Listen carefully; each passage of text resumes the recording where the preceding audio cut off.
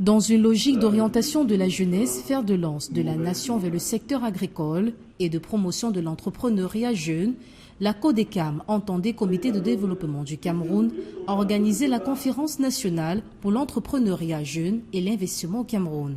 Rendue à sa deuxième édition, cette conférence est une véritable occasion de partage d'expériences et de savoir-faire avec des jeunes et certains acteurs clés de ce secteur venus nombreux pour la circonstance. Une initiative louable saluée par le ministère des Petites et Moyennes Entreprises, de l'économie sociale et de l'artisanat. Nous ne pouvons que soutenir ce genre d'initiatives qui viennent en fait accompagner le gouvernement dans ses missions, notamment le ministère des Petites et Moyennes Entreprises dont la mission est l'encadrement de cette cible. Et vous savez que on ne le dira jamais assez, c'est la jeunesse qui est le fer de lance de la nation. Pour le promoteur de cette conférence nationale, l'un n'est plus au long discours, mais plutôt à l'action. Les jeunes se doivent de développer la culture des compétences et non celle de la paperasse. L'agriculture, comme dit certains déjà, on peut acheter des habits, on peut acheter des voitures portées pendant plusieurs années, mais on ne peut pas passer une journée sans manger. Et notre pays, le Cameroun, comme l'Afrique, avait déjà près de 75% de terres arides qu'on ne cultive pas. Pourtant, les gens ont faim.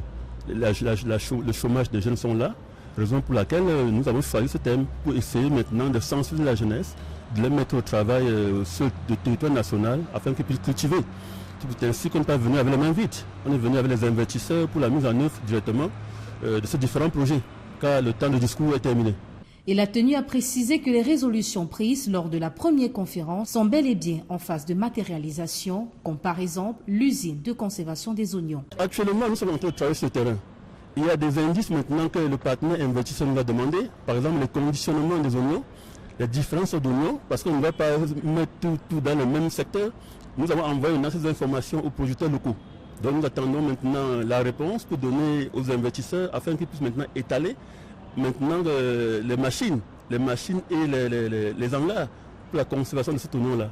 Normalement, les documents sont là, la société Physomat, qui est le partenaire pour la conservation, non seulement d'oignons, mais en même temps de produits frais, tomates, légumes et des produits congelés. Placée sous le haut patronage du ministère des Petites et Moyennes Entreprises, de l'économie sociale et de l'artisanat, cette conférence qui s'est tenue le lundi 17 février 2020 dans un hôtel de la capitale politique a été meublée par des exposés sur le développement personnel, la sensibilisation et facilitation relative à la création d'entreprises et recherche de financement, des outils nécessaires pour affronter l'univers de l'entrepreneuriat.